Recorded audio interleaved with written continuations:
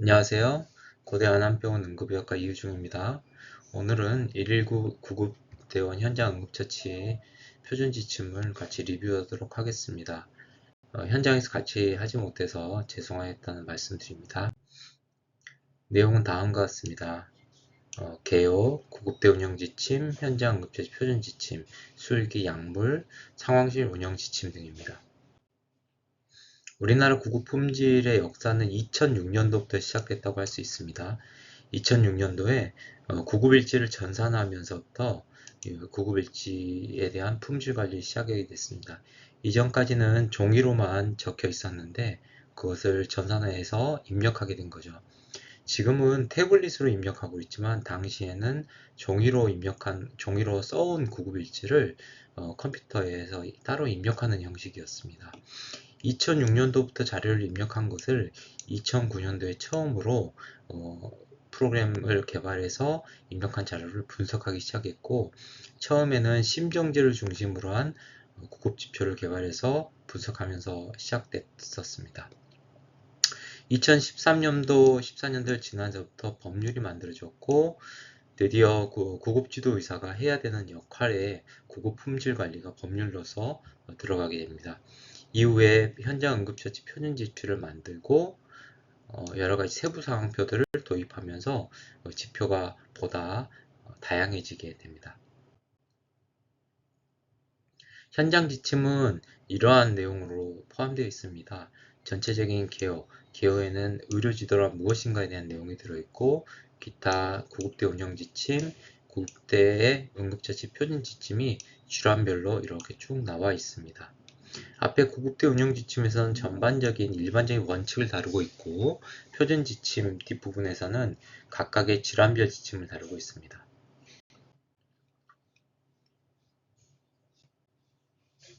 술기 지침도 따로 있는데요. 대표적인 술기들과 관련된 내용들을 아주 간략하게 짧게씩 다루고 있습니다. 상황실 운영 지침이 있습니다. 상황실 운영 지침은 매우 조금 들어가 있습니다. 여기서는 제목은 상황실 운영 지침이라 되어 있지만 실제로는 거의 심폐소생술과 관련된 운영 지침만 들어있어서 이 부분에서는 구체적인 내용들을 앞으로 개발해야 된다고 생각이 됩니다. 개요입니다. 일단 구급대 편성 및 구급자 준비에 대한 운영 지침, 또 현장 및 이송 중 환자에 대한 응급처치 및 이송병원 선정 지침, 구급활동 일지 등 기록 관련된 지침 등이 쭉 내용으로 되어 있고, 이 현장 지침의 대상은 1급 구조사, 간호사, 2급 구조사, 구급 교육 이수자 등으로 하고 있다는 내용들을 얘기를 하고 있습니다. 이 업무 지침의 성격에 대해서 얘기하고 있는데, 이 업무 지침은 일반적 상황에서 표준화된 업무 지침이다. 그리고 이 업무 지침만으로 해결되는 건 아니고 구급지도 의사가 직접 간접 의료 지도를 통한 교육 및 질 관리가 필요하다는 내용들을 여기서 구체적으로 얘기를 하고 있습니다. 일반적 상황이 아니면 직접 의료 지도를 요청하라는 것이 이 지침에서의 대전제가 되겠습니다. 이 지침에서는 F21이라는 기호를 사용하고 있고 각각의 자격을 구분하고 있습니다. 모든 지침이 그렇지만 절대적인 원칙을 정한 것은 아니죠. 모든 지침, 가이드라인들은 한 80점짜리라고 생각하시면 되겠습니다. 다만 현장에서 구급대원들이나 몇몇 구급 지도의사 선생님들이 이 지침을 100점짜리인 것처럼 오해하고 운영하는 경우가 있는데 그것은 명백히 오해입니다. 이것은 일반적인 내용들을 지도하고 있는 것이고요. 이거는 바이블이 아니다 라는 점을 명심하셔야 되겠습니다. 이송병원 선전 지침에 대해서도 마찬가지입니다. 심정지 같은 경우에는 응급의료 기관으로 이송하라고 되어 있다고 되어 있지만 상황에 따라서 또 이송 거리 등에 따라서 지역별로 구체적인 내용은 달라질 수가 있습니다. 의학적 권고사항이며 교육구제를 사용할 수 없다는 얘기는 이 책은 교과서가 아니다라는 점을 얘기하고 있습니다. 아주 엄격한 근거를 바탕으로 해서 만들어진 거라기보다는 일반적인 근거를 바탕으로 해서 구급지도 의사 선생님들의 전반적인 논의를 통한 합의로 만들어진 거기 때문에 여러분들이 알고 계시는 일반적인 의학 지식과 조금 다르거나 특수화된 부분이 있을 수 있다는 점들을 생각해 보셔야 됩니다. 의료기관 사이의 전원에 대해서는 적용하지 않는다라는 내용은 이것은 현장에서 119 구급대원을 대상으로 한 점이라는 걸 명백히 하는 것입니다.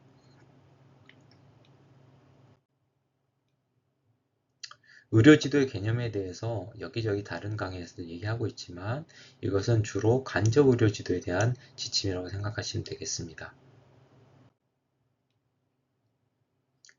그래서 이런 내용들을 통해서 구급대원들이 시행한 바를 보수교육, 또 프로토콜 업데이트, 자료 분석 등을 통해서 지속적으로 품질 관리를 해 나가는 데 있어서의 기본 바탕이 되는 지침이다. 이렇게 생각하시면 되겠습니다. 법적 정의에 대해서 다루고 있는 이유는 구급지도 의사의 품질관리 활동이 법에서 정한 국가적인 사무다라는 것을 명확하게 하기 위함입니다. 이전에 이러한 법률이 없었을 때는 의료지도와 관련된 법적 지위가 없어서 여러 가지 갈등들이 있었는데 법률이 만들어지면서는 그런 갈등들은 없고 이제 구급지도 의사의 역할과 책임이 더 커지는 형태라고 하겠습니다. 직접 의료지도를 해야 되는 경우를 다음과 같이 얘기하고 있습니다. 일반적이지 않거나 혹은 어려운 상황, 전문적인 평가가 필요하거나 응급처치를 거부하는 경우에 조언이 필요하거나 소생술 유보 중단이 필요하거나 응급조치가 불필요한 경우에 환자가 현장에서 불필요한 경우에는 그냥 환자를 집에 돌려보낼 수도 있겠죠. 경우에 따라서 특히 요즘 많은 이송병원 선정과 관련된 문제 그리고 직접 의료지도 요청 기준에 해당하는 여러 가지 경우들에 대해서 직접 의료지도를 하도록 일반적으로 지시하고 있습니다. 직접 의료지도 요청 지침을 크게 확대하다 보면 모든 환자에게 다 직접 의료지도를 요청해야 되는 것처럼 운용이 될 수도 있고 하는 오해가 생길 수 있습니다. 각 지역에서 의료지도 하시는 선생님들께서는 지역별 협의회에서의 논의 혹은 개인적인 경험과 판단을 통해서 많은 경우를 간접 의료지도로 해결하시고 일부분은 직접 의료로 해결하실 수 있도록 내부적인 기준들을 만들어셔서 운영하시기를 추천드립니다. 직접 의료지도를 하는 경우에는 어떻게 하는가에 대한 얘기입니다. 우리가 보통 인턴셈이나 레지던트 1, 2년차 때 고년차 선생님 또는 교수들에게 요청하는 것과 같은 그런 내용입니다. 이러한 내용들이 정확하게 훈련이 되어 있지 않으면 선생님들이 전화 받으시면서 굉장히 힘드실 겁니다. 계속 훈련을 시키고 있지만 구급대원들도 아직도 잘 못하는 경우들이 있죠. 어쨌든 그런 부분들을 어떻게 하다라고 하는 일반적인 원칙들을 얘기를 하고 있습니다.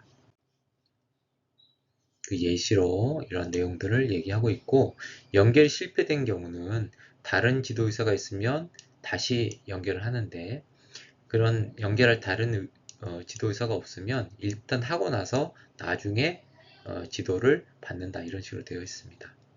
이런 경우가 서울 같은 경우에는 좀 많이 발생하는데요. 다른 지역에서도 가끔 발생할 겁니다.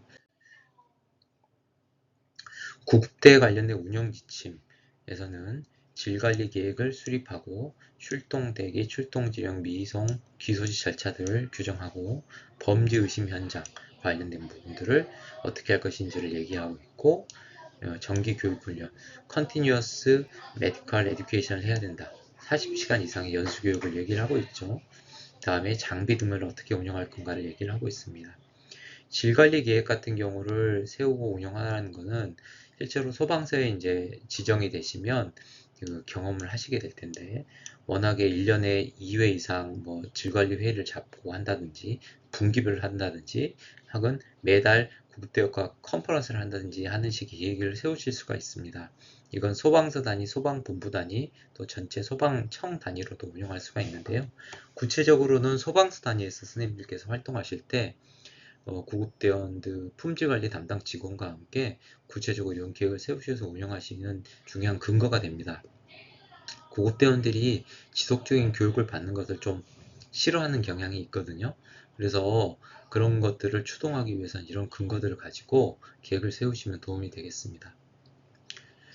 범죄의심 현장 관련해서는 뒤에 다시 다룰 거고요. 정기교육훈련 관련해서는 구급대원들이 소방서에 있는 사무직원을 통해 가지고 지속적으로 관리를 하고 있습니다. 연수교육을 받는 거죠. 그래서 40시간 이상 교육을 받도록 온라인 교육이나 혹은 기타 학회 등을 통해서 받고 있다는 점을 이해하시면 되겠습니다.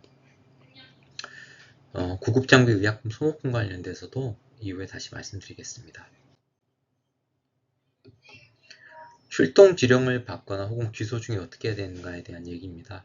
이거는 구급대원들이 구체적으로 하고 있는 내용들을 쭉 서술한 거라고 하겠습니다. 출동 지령을 받으면 경광등을 켜고 통신장비 GPS를 켜고 무선 통신기와 지령 단말기 스위치 누르는 게 있거든요. 그러니까 TRS 또는 무전기로 알리기도 하고 다음에 스위치 누르는 단말기로 출동했음을 알리게 되어 있습니다. 경우에 따라서는 귀소 중에 출동 지령을 받을 수도 있어요. 그 지역에 구급차가 없는 경우 혹은 인접 지역에 구급차가 없는 경우에 출동 지령을 받을 수도 있는데 이런 경우에도 귀소 중에 환자를 이송해야 될 수 있다는 부분이고요. 사이렌 관련된 것은 이제 핫콜, 콜드콜 이렇게 얘기를 하는데 일단 심정지 경우에는 사이렌을 켜고 달려가는 핫콜을 하게 되고요. 기타 배 아프거나 이런 경우는 사이렌을 안 울리면서 가는 경우도 생길 수가 있습니다. 환자에게 의료지도인 경우에는 3자 통화를 통해서 무선 내용을 잘 청취하면서 사고 발생을 한다고 되어 있는데 이 3자 통화는 상황실에서 현장 환자와 통화를 하는 내용을 구급차에 전달해야 된다 이런 내용입니다. 근데 현실적으로 구급대원들이 이 부분을 잘 시행을 하지 않아요. 기술적인 문제도 있고 귀찮아서 그런 점도 있는데요. 이런 부분들을 교육을 통해서 지속적으로 할 수 있도록 하시는 게 필요합니다. 현장에 도착하면 안전 여부를 확인하고 활동을 하도록 되어 있죠.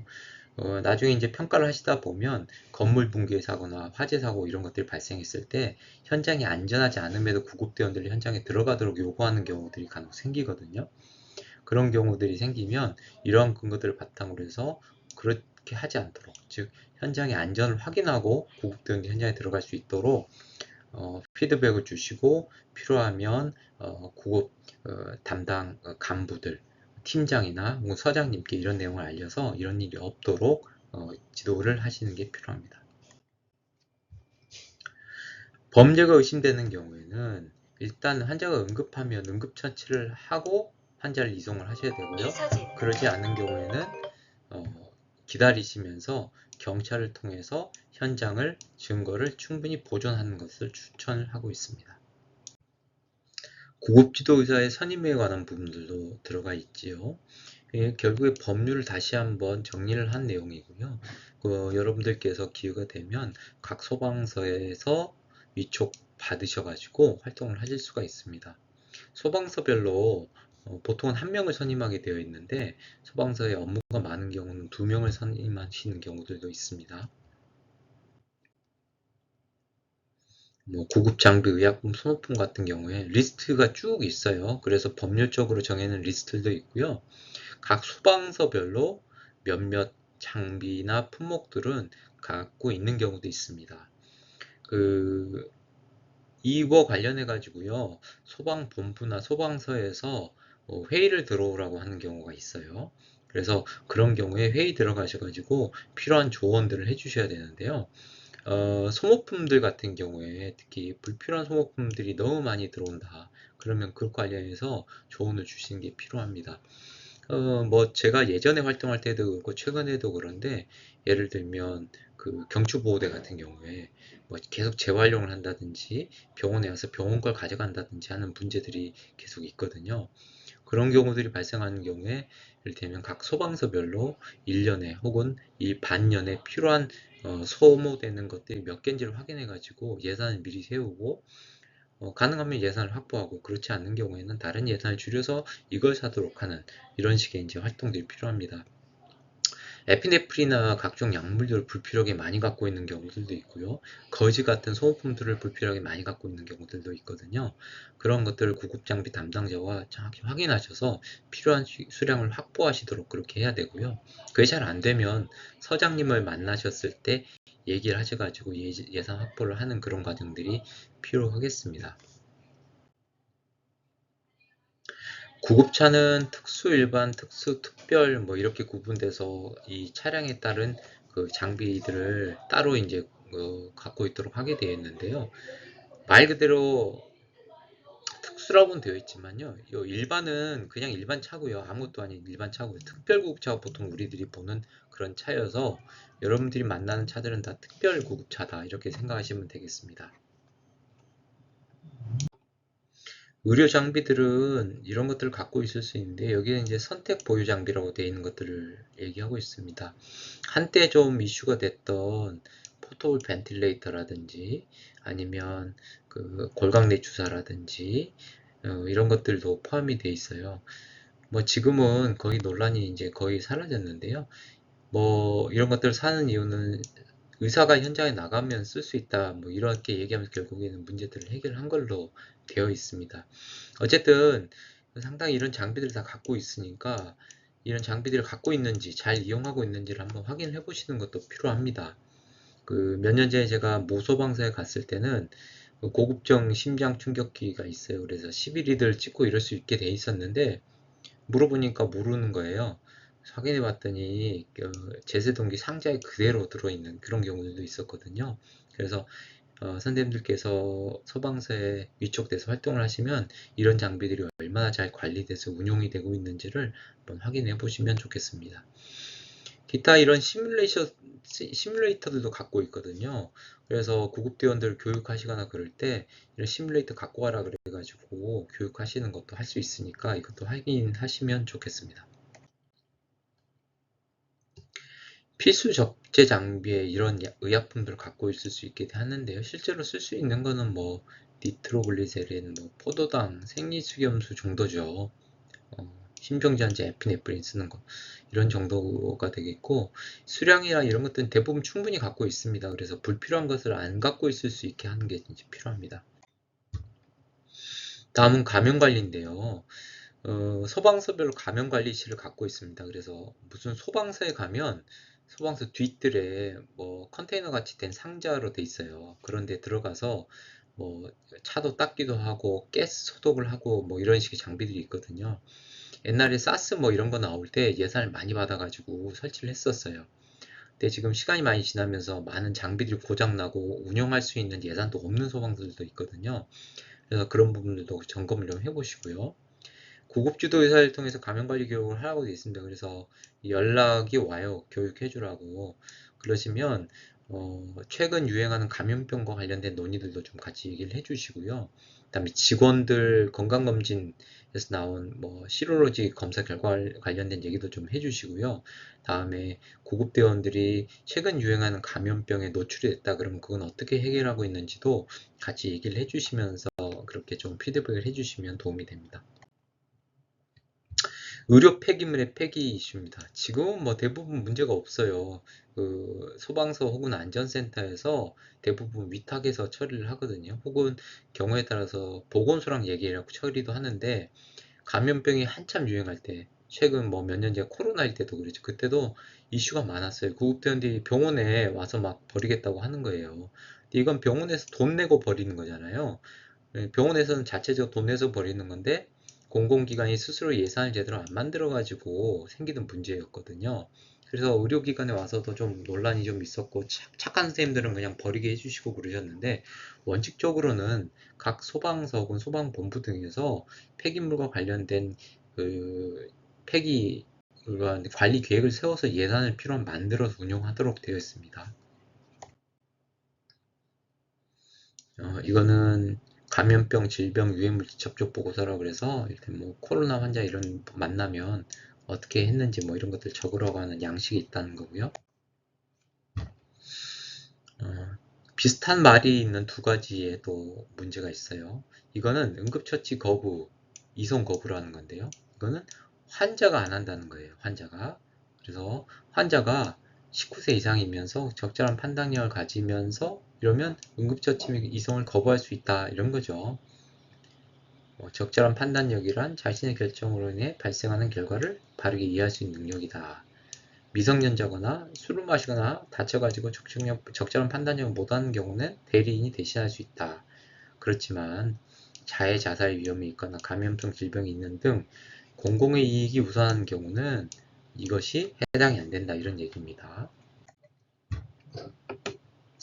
구급대원도 당연히 적절한 판단력을 가진 성인이 내가 응급처치 안 받겠다, 이송 안 받겠다 그러면 이송하지 않을 수가 있겠죠. 그렇지만 그런 경우에도 정확한 기록들을 남겨야 된다. 의료지도를 요청해야 된다. 뭐 이런 내용들을 적어 놓고 있습니다. 우리 병원에서 의무기록 잘 남겨야 된다는 비슷한 얘기입니다.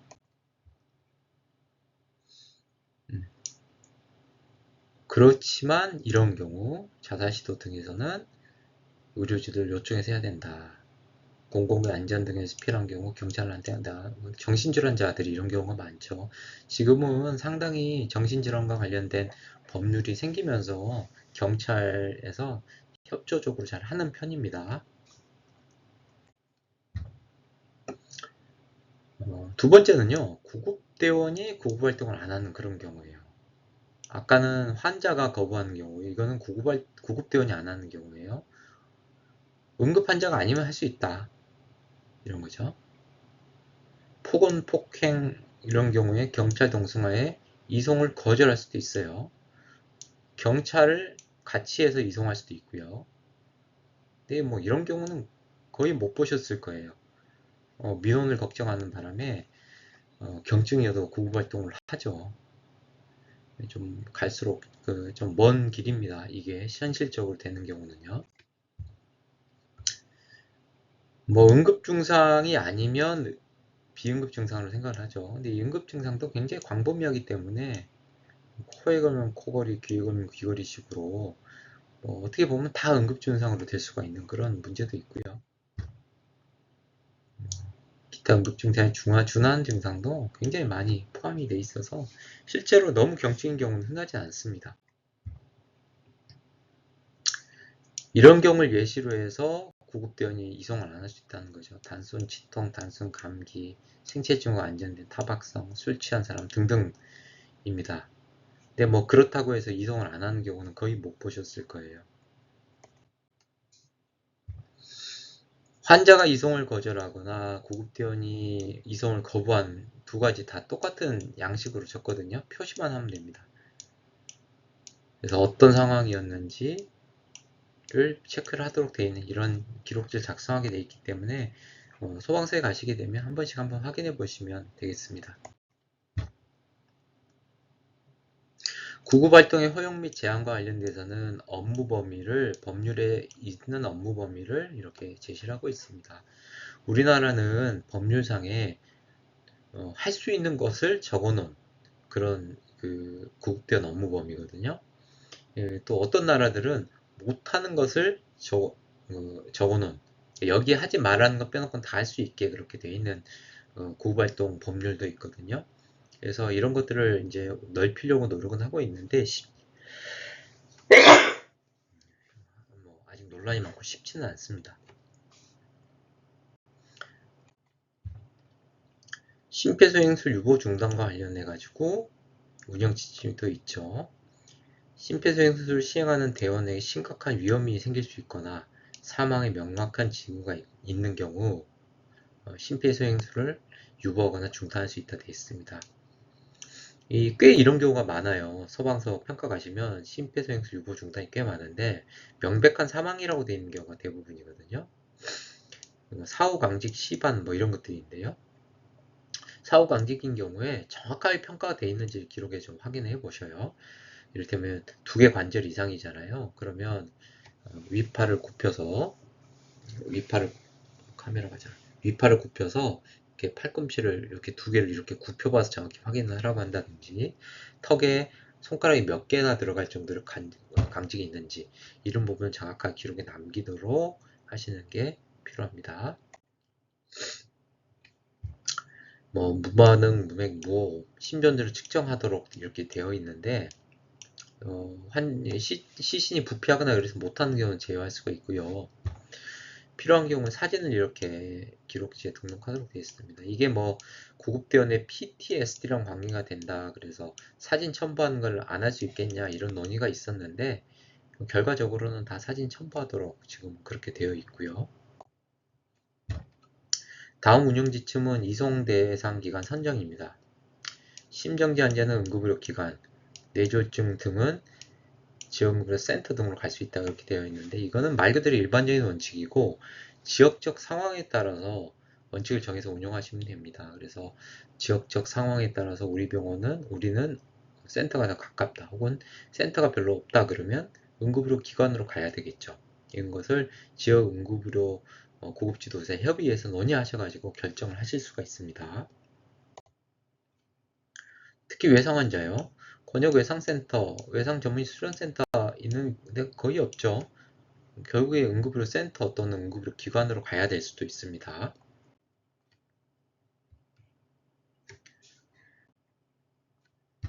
다음 지침은 응급의료 헬기와 관한 부분입니다.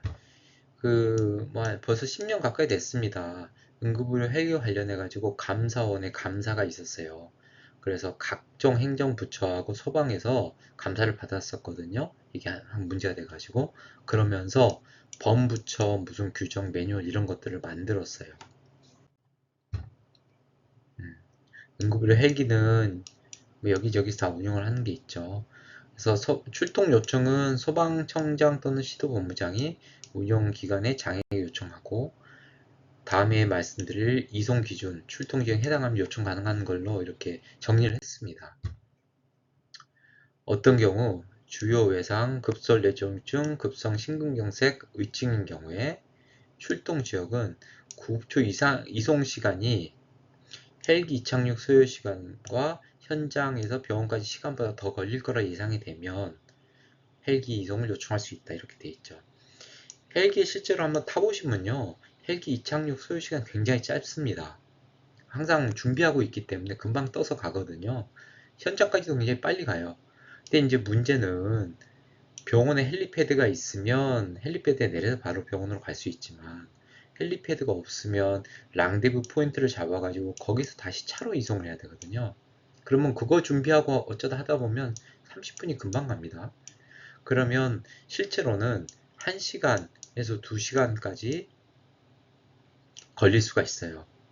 그래서 우리나라에서 실제로 구급차 이송 시간이 1시간, 2시간 걸리면 못 갈 때가 많이 없거든요.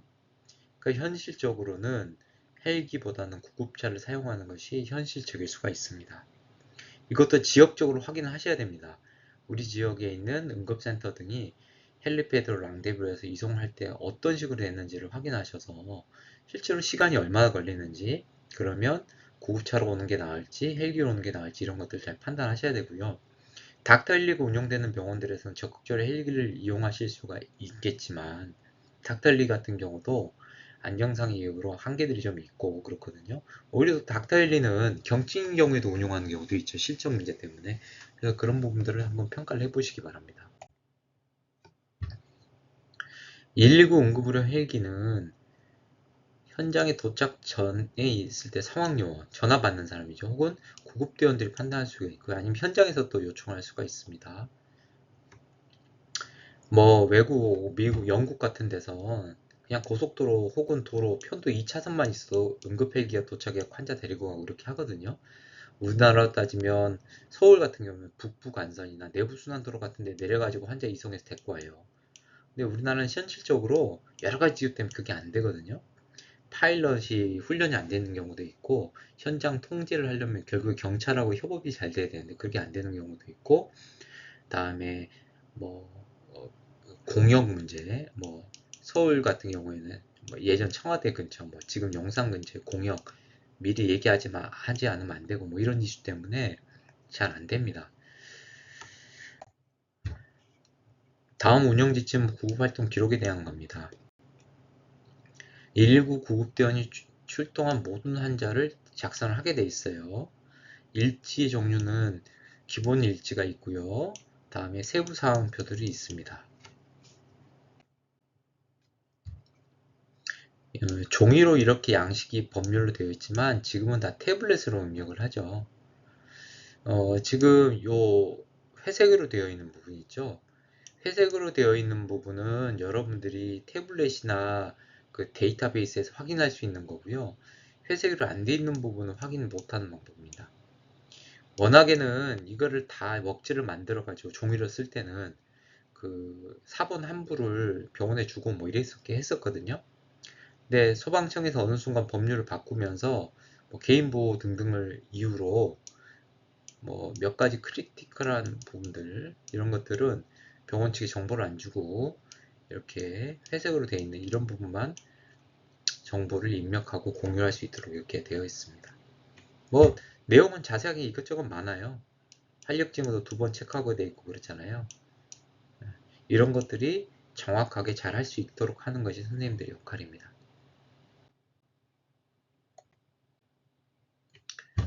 세부사항표도 몇 번 업데이트가 되면서 만들어졌는데요. 특히 심폐정지 환자 세부사항표는 질병관리본부에서 하는 심정지 환자 조사 기록하고 거의 모든 항목을 일치시켜서 운영을 하고 있습니다. 이런 것들도 다 소방 데이터베이스에서 확인하실 수가 있습니다. AED를 어떻게 사용했고 전문 기도수를 어떻게 했는지 등등. 심전도도 이렇게 붙이도록 되어 있고요. 중증 이상 세부사항표도 CDC 필드 트리아지 스킴을 번역해가지고 이렇게 만들어 놨어요. 여기서 오해되는 것 중에 하나는 그 외 구급대원 판단권 3단계 손상 기전이 오해돼가지고 무조건 응급센터로 데리고 오는 경우도 있는데, 워낙에 생략적 소견 이외에는 이런 경우에 2단계, 3단계에 이런 경우에 중증센터로 이송할 수 있다, 고려할 수 있다라는 측면이죠. 그래서 꼭 중증으로 센터에 와야 되는 건 아니다 라는 점들을 좀 얘기를 해주시고요. 환자 평가를 하는 내용들이 굉장히 많습니다. 근데 이제 대부분 구급대원들이 현장에서 잘 평가 안 하고 오죠. 그래서 외상 환자 같은 경우 현장에서 옷 다 벗기고 평가하도록 하는 부분들을 계속적으로 강조를 하는 게 필요합니다. 제일 잘하는 거는 경추고정이고요. 제일 안 하는 것도 경추고정입니다. 필요할 때 하고 필요하지 않을 때 안 해야 되는데 그걸 평가를 제대로 안 하는 거죠. 순환보조 같은 경우에는 의식 수준이 V 이상, 수출기 혈압이 90 이상, 분당 맥박수가 6회 이상 등으로 모든 조건을 만족할 때 안 해도 되는데 안 해도 되거든요. 근데 이제 잘 안 하죠. 이것도 좀 강조를 하셔야 되고요. 심내혈관 환자도 굉장히 종류가 많습니다. 그래서 뭐 주호소 흉통의 양상에 NG를 줬니 안 줬니 등등을 확인하도록 되어 있는데 핵심은 11리드 심전도죠, 사실은. 특별구급대 시범 사업을 통해서 지금 하고 있는데요. 구급대원들에 대해서 좀 지도 의사 선생님이 본인의 권한으로 11리드를 자꾸 찍게 하는 게 필요합니다. 뭐 사실 이런 환자 보는데 11리드 심전도 찍는 거 말고 할 게 더 없죠. 이거 찍어 오도록 하는 게 제일 중요하겠습니다.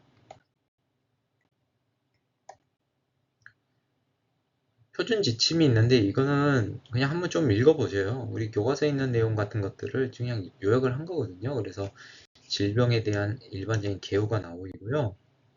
임상력 특징, 어떤 거를 평가를 해야 되는지 뭐 이렇게 나와 있죠. 응급처치를 어떻게 해야 되는지. 앞서 말씀드린 2하고 1 여기 보이죠. 2급 구조사, 1급 구조사 할 수 있는 거. 정맥류 확보는 1급 구조사가 할 수 있다. 뭐 이런 거죠. 뭐 주의사항들 쭉 나오고요. 이 내용 보면 앞에 하고 뒤에 하고 내용이 좀 다른 부분도 있어요. 책에 보면 구체적인 수치가 다른 경우도 있어요. 그런 것들이 있을 수 있다라는 거는 좀 감안하시고 보기 바랍니다. 선생님, 이건 교과서가 아니니까요. 또 모든 챕터별로 직접 의료지도 요청 기준이 있습니다. 이송병원 선정의 일반적인 지침 외에도 몇몇 질환별로 어떻게 해라 이런 얘기들이 나와 있고요. 약물도 대표적인 약물도가 관련된 설명들이 쭉 이렇게 나와 있습니다. 부작용 제형, 용법, 주의사항, 약동학 이런 것들이 나와 있습니다. 상황실 운영 지침인데요. 원래 상황실은 119가 상황실 전화번호 모든 관련된 것들을 중증과 경증으로 나누고 중증의 경우에 어떻게 하고 경증의 경우에 어떻게 한다에 대한 전반적인 프로토콜이 있어야 되거든요. 근데 아직 우리나라에서는 심정지를 중심으로 상황실 운영 지침이 만들어져서 운영이 되고 있습니다.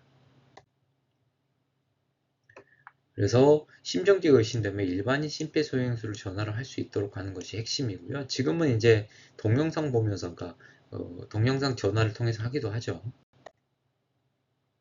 신고 접수 단계에서 이런 경우 심정지에 준한 상황에 대해서 긴급 출동을 하게 하죠. 필요한 경우 다중 출동을 하기도 합니다. 차가 2대 이상 나가기도 하죠. 의식이 없는데 호흡이 불확실한 경우, 이것도 잠재적 심정지를 놓치지 않기 위해서 하는 겁니다. 그런 다음에 상담 단계로 넘어가면 자세한 내용들을 확인해서 전화도움 심폐소생술 할 수 있도록 되어 있습니다. 즉 일반적인 전화를 받는 사람들이 있고요. 쭉 119에 여기서 전화를 받고 나면 상담하는 직원으로 넘겨서 자세한 내용들을 충실을 하고 지도를 한다, 이렇게 생각하시면 되겠습니다. 상담 단계의 프로토콜은 환자의 나의 의식 여부, 호흡 여부 등을 다시 한번 확인하고 심정지를 전화지도 혹은 영상지도를 하도록 그렇게 되어 있습니다. 예. 여기까지 구급대원 현장 처치 프로토콜 제가 리뷰를 좀 해드렸는데요. 요약을 좀 하자면 개요 부분을 좀 확인하실 필요가 있습니다. 이 지침이 어떤 대원한테 어떤 원칙으로 적용되는가를 좀 확인하실 필요가 있겠고요. 두 번째는 이 지침 내에는 구급대 운영 지침들이 같이 들어있다. 이 지침들의 근거를 해가지고 선생님들께서 소방서에 있는 구급대원들과 같이 우리 구급대원들을 어떻게 질 관리할 것인가에 대한 계획을 세우셔가지고 운영하시는 게 필요하다. 각 질환별 구체적인 내용이 나와 있는데 그거는 사실 교과서에 있는 내용 크게 다르지 않습니다. 그래서 질환별 교육은 여러분들께서 그냥 해주시면 될 것 같고, 그 외에 이송 지침 관련해 갖고는 일반적인 이송 원칙이 있지만 지역별로 우리는 어떤 식으로 어떤 병원에 어떻게 이송하는 게 좋겠다는 내용들을 지역별 협의회에서 논의하시고 어느 정도의 공감대를 이루셔가지고 운영하시는 게 필요하겠다. 이 정도로 말씀을 드릴 수 있겠습니다. 네, 수고하셨습니다.